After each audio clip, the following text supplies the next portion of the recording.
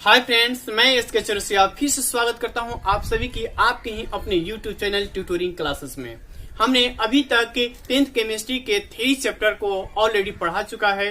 Chapter 4 यानी कि carbon और उसके यौगिक को शुरू कर चुके हैं। पार्ट 1 समाप्त हुआ है। पार्ट 1 में हमने कार्बन के अपरूप तक का वीडियो आपको उपलब्ध करा चुका है। उसका लिंक हमने डिस्क्रिप्शन बॉक्स में दिया है। आज के इस वीडियो में हम लोग पार्ट 2 करेंगे, जिसमें कार्बन के बहुमुखी प्रतिभा के बारे में जानेंगे, यानी कि वर्सेटाइल नेचर ऑफ कार्बन के बारे में जानेंगे। क्या कारण है कि कार्बन की अयौगिकों की संख्या अत्यधिक है। तो आइए वीडियो को शुरू करते हैं। लेकिन उससे पहले यदि आप इस चैनल पे पहली बार है तो प्लीज चैनल को कर दीजिए सब्सक्राइब, जिससे कि हर वीडियो का नोटिफिकेशन आपको मिलता रहे। और वीडियो अच्छी लगती हो, हेल्पफुल लगती हो तो वीडियो को लाइक और शेयर जरूर कर दीजिएगा। आइए क्वेश्चन को शुरू करते हैं।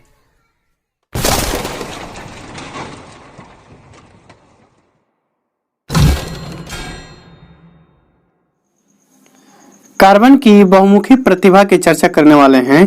तो आइए देखते हैं क्या कारण है कि कार्बन अपने यौगिकों की संख्या में वृद्धि करता है। कार्बन को सर्वभौमिक अर्थात सर्वव्यापी तत्व कहा जाता है। सर्वव्यापी मतलब हुआ बाबू सभी जगह व्याप्त हो, सभी जगह उपलब्ध हो। ऐसा क्यों? कार्बन की यौगिकों की संख्या अधिक होने के इसके निम्नलिखित कारण है। अब क्या कारण है? जिसमें से पहला कारण है श्रृंखलन। इस श्रृंखलन को हम लोग स्वाबंधन या कैटिनीकरण के नाम से भी जानते हैं।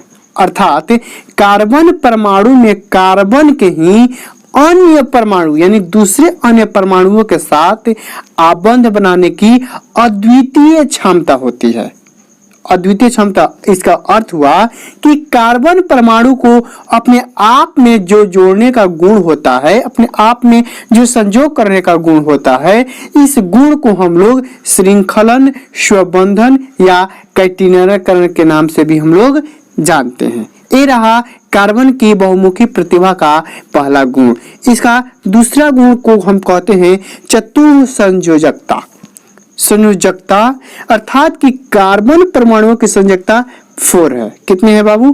4, जिसके कारण कार्बन 4 अन्य कार्बन परमाणु एक संयोजी परमाणु, कोई भी एक परमाणु हो सकता है, के साथ आबंधित रह सकता है।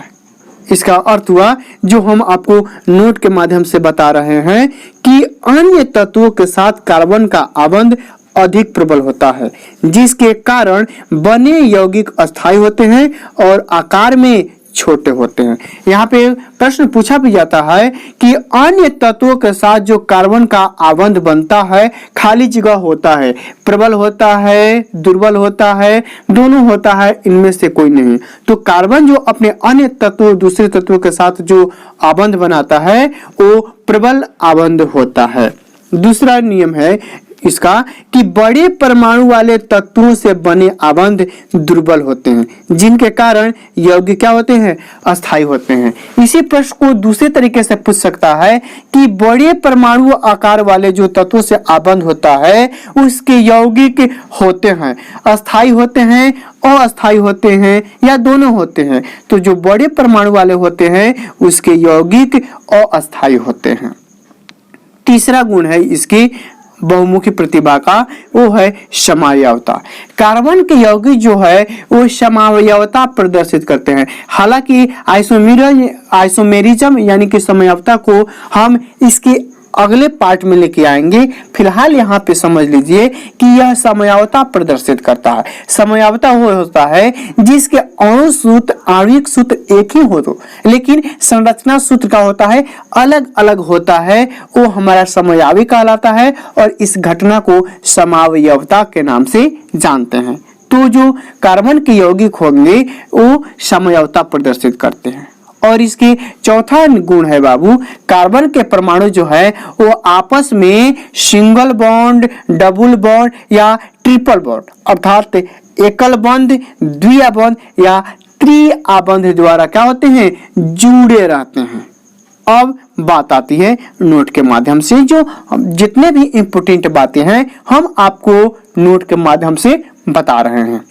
कार्बन परमाणु के बीच केवल एक आबंध से जो कार्बन जुड़ा रहता है उसे संतृप्त यौगिक कहते हैं, और जो डबल बॉन्ड या ट्रिपल बॉन्ड से जो जुड़ा रहता है उसे हम लोग असंतृप्त यौगिक के नाम से जानते हैं। यानी कि वैसे कार्बनिक कंपाउंड जिनके बीच एकल बॉन्ड हो कार्बन कार्बन के बीच, वो हमारा संतृप्त हाइड्रोकार्बन कहलाता है, और एक से अधिक होगा वो हमारा असंतृप्त हाइड्रोकार्बन कहलाता है। आइए थोड़ा सा अब हम लोग हाइड्रोकार्बन की चर्चा कर लेते हैं। हाइड्रोकार्बन, कार्बन परमाणुओं की संख्या को निम्नलिखित मूल शब्दों से दर्शाया जाता है। पहले इसको देख लीजिए, तब कार्बन यौगिक आपको और अच्छे तरीके से समझ में आएंगे। यदि किसी कंपाउंड में कार्बनिक यौगिकों की संख्या, कार्बन की संख्या 1 हो तो उसका मूल शब्द होगा मेथ, 2 हो एथ, 3 हो प्रोप, 4 हो तो ब्यूट, 5 हो तो पेंट, 6 हो तो हेक्स, 7 हो तो हेप, 8 है तो ऑक्ट, 9 है तो नॉट, और 10 है तो डेक। अब जिस भी क्रियात्मक समूह के साथ यह मूल शब्द जुड़ेगा उसके अनुसार उसका नामकरण किया जाएगा। ये हमारे आगे के टॉपिक में है, लेकिन फिलहाल समझ लीजिए, एक कार्बन वाले को मेथ, 2 कार्बन वाले को एथ, 3 को प्रोप। आप इस सीरीज को याद कर लेंगे। अब बात करते हैं हाइड्रोकार्बन। इसमें 2 मूल शब्द है, हाइड्रो और कार्बन, अर्थात वैसे यौगिक जो केवल कार्बन एवं हाइड्रोजन से मिलकर बने होते हैं उसे हम लोग हाइड्रोकार्बन यौगिक कहते हैं, जैसे methane, ethane, propane, butane, heptane, hexane इत्यादि। अब हाइड्रोकार्बन मुख्यतः 4 प्रकार के होते हैं। आइए बारी बारी से उसका अध्ययन करते हैं। आइए हाइड्रोकार्बन को हम लोग 4 वर्गों में बांटते हैं, संतृप्त हाइड्रोकार्बन, असंतृप्त हाइड्रोकार्बन, एलिसाइक्लिक हाइड्रोकार्बन तथा चौथा हो गया एरोमेटिक हाइड्रोकार्बन। फिर से हम संतृप्त हाइड्रोकार्बन को दूसरे नाम से जानते हैं, संतृप्त को एल्केन, असंतृप्त को एल्कीन तथा एल्काइन के नाम से भी जानते हैं। अब ये बातें आपको ध्यान देनी हो बाबू कि यहाँ से आपके ऑब्जेक्टिव प्रश्न भी बनते हैं कि एल्केन का सामान्य सूत्र का होता है CnH2n+2। एल्कीन का सामान्य सूत्र होगा CnH2n। एल्काइन का सामान्य सूत्र होगा CnH2n-2। आपको इजी वे में याद करने के लिए हमने एक छोटा सा प्रयास किया है, जोड़ो छोड़ो घटाओ। जोड़ेंगे एल्केन, छोड़ेंगे किसको, 2 को तो होगा एल्कीन, घटाएंगे तो वो होगा एल्काइन। जहां n को किससे दर्शाते हैं हम लोग, कार्बन परमाणुओं की संख्या से। तो आइए सर्वप्रथम हम लोग बात करते हैं संतृप्त हाइड्रोकार्बन का। संतृप्त वैसे हाइड्रोकार्बन जिसमें कार्बन परमाणुओं की चारों संयोजकताएं, जो इसके बाहरी कक्षा में 4 इलेक्ट्रॉन होते हैं, ये चारों संयोजकताएं क्या हो, एकल बंध द्वारा आबंधित रहती हैं, जुड़ी रहती हैं, उसे संतृप्त हाइड्रोकार्बन कहते हैं। लेकिन कुछ बातें हैं जो हमें ध्यान देनी होगी, तो इसमें हम कुछ नोट के माध्यम से आपको बता रहे हैं। जो संतृप्त हाइड्रोकार्बन होते हैं वे अधिक क्रियाशील नहीं होते हैं, इसलिए इसे पैराफिन के नाम से भी जाना जाता है। अब प्रश्न बनता है, पैराफिन के नाम से किसे जाना जाता है, संतृप्त हाइड्रोकार्बन, असंतृप्त हाइड्रोकार्बन, एरोमेटिक हाइड्रोकार्बन, इनमें से कोई नहीं। तो पैराफिन के नाम से किसे जाना जाता है बाबू, संतृप्त हाइड्रोकार्बन को। IUPAC international union of pure applied chemist, ये इसका फुल फॉर्म होता है। कभी कभी IUPAC का फुल फॉर्म पूछ दिया जाता है या फुल फॉर्म दिया रहता है, आपसे शॉर्ट फॉर्म पूछा जाता है। तो IUPAC के अनुसार संतृप्त हाइड्रोकार्बन के जो एल्केन शब्द हैं, जिसका सामान्य सूत्र CnH2n होता है, जहां हमने बताया कि इन कार्बन परमाणुओं की संख्या होती है। संतृप्त को किस नाम से जानते हैं, एल्केन का। तीसरा नोट के माध्यम से हमने आपको बताया है, एल्केन में जो कार्बन परमाणुओं की संख्या होती है उसके आधार पर एल्केन के जो मूल शब्द है N, उसके अनुसार उसका नामकरण किया जाता है। आइए जैसे हम उसको उदाहरण द्वारा हम आपको समझाने का प्रयास किए हैं। जैसे इसका सामान्य सूत्र क्या होगा बाबू, CnH2n+2। अगर हम n का मान 1 रखते हैं तो C1 एक होगा, एक को हम दर्शाते नहीं हैं कार्बन के साथ। H2n यानी 2 में 1 से गुना करेंगे तो 2 और 2 जोड़ देंगे तो हाइड्रोजन हो गया 4। जैसे हमारे पास इसका मूल शब्द है मेथ, मेथ है, और इसमें हमको लगाना है n। क्या लगाना है बाबू, n। तो ए का मात्रा अंतिम शब्द में लग जाएगा तो बन जाएगा मेथेन। जैसे ए है हमारा मेथ, क्या है, मेथ, और इसमें लगा रहे हैं हम एन। क्या लगा रहे हैं, एन। अब इस ए का मात्रा होता है ए, तो इस पे आके ए बना जाएगा मेथे, और ए वाला 9 तो शब्द बन जाएगा मेथेन। उसी तरह अगर 2 कार्बन वाले को एथ कहते हैं तो उसमें एन लगाएंगे तो एथेन। 3 को कहते हैं प्रोप, एन लगाया प्रोपेन। 4 को कहते हैं ब्यूट, एन लगाया तो हो जाएगा ब्यूटेन। ये रहा इसका आणविक सूत्र संतृप्त हाइड्रोकार्बन का। आइए अब हम बात करते हैं इसके संरचना सूत्र का। तो जैसा कि हमने देखा कि संतृप्त हाइड्रोकार्बन में कार्बन कार्बन के बीच कौन सा बंध, एकल बॉन्ड रहता है। तो देखिए कार्बन के पहले संरचना सूत्र में हम लेके आए हैं मीथेन को। मीथेन कार्बन 1 हमने 1 लिख दिया। अब इसकी चारों संयोजकताएं चारों ओर से हाइड्रोजन से क्या हुए, घिरी हुई हैं। अब मान लेते हैं इथेन। तो सबसे पहले बाबू जितने कार्बन होगा ना उसका क्या कर दीजिए, कार्बन को लिख दीजिए, और सभी जगह से हाइड्रोजन से क्या कर लीजिए, अरेंज कर दीजिए। आपके संरचना सूत्र क्या हो जाएंगे, क्लियर हो जाएंगे। तो मेरे ख्याल से इसमें और आपको बताने की आवश्यकता नहीं है। चलिए एक और हमने बता देते हैं प्रोपेन का। 3 कार्बन है, हमने 3 कार्बन को क्या कर लिया, खींच दिया। अब सभी जगह एक एक हाइड्रोजन से क्या करें, क्योंकि हमें पता है कि कार्बन कार्बन के बीच सिंगल बॉन्ड रहता है, तो हमने क्या किया, इसको अरेंज कर लिया। आइए आगे देखते हैं हम लोग, इसमें कुछ जरूरी बातें हैं एल्केन ग्रुप में। तो एल्केन के पहली बातें हमने बताई। एल्केन का अगर प्रथम सदस्य पूछे तो वो है मीथेन, जिसे हम लोग CH4 कहते हैं। ये रहा इसका आणविक सूत्र। मीथेन जो है सबसे सरल हाइड्रोकार्बन है। अब बात आती है निम्नलिखित में से कौन सबसे सरल हाइड्रोकार्बन है, और उसमें आपको दिया रहेगा हाइड्रोकार्बन। अब बात आती है दूसरी, ए मीथेन जो है तीसरा गुण, इसकी अणु की संरचना चतुष्फलकीय होती है। कैसे होती है बाबू, चतुष्फलकीय होती है, और यह प्राकृतिक गैस का मुख्य घटक होता है। यह हवा से हल्का भी होता है, रंगहीन होता है, गंधहीन गैस भी होता है।